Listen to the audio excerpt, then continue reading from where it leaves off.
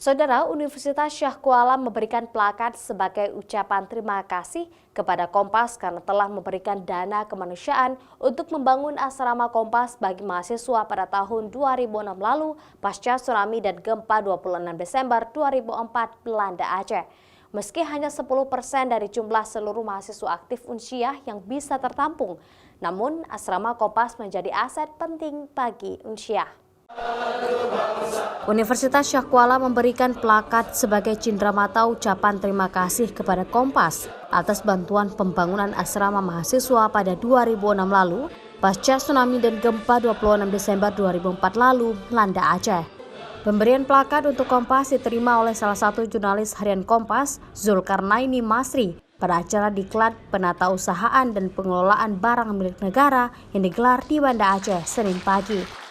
Saat ini jumlah mahasiswa yang ada di Unsyah sebanyak 33.000 orang, sedangkan yang bisa tinggal di asrama hanya berkisar 3.000 mahasiswa. Namun asrama Kompas menjadi aset penting bagi Unsyah.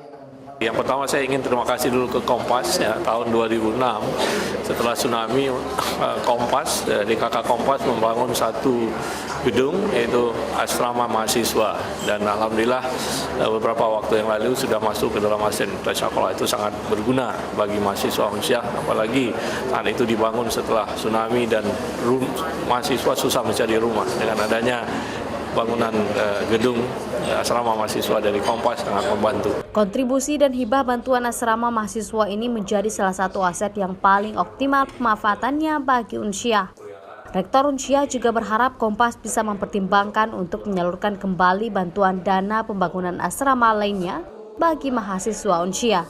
Karena Unsyah memiliki target sebanyak 40% dari total mahasiswa aktif bisa tinggal di asrama dalam jangka waktu 5 tahun ke depan.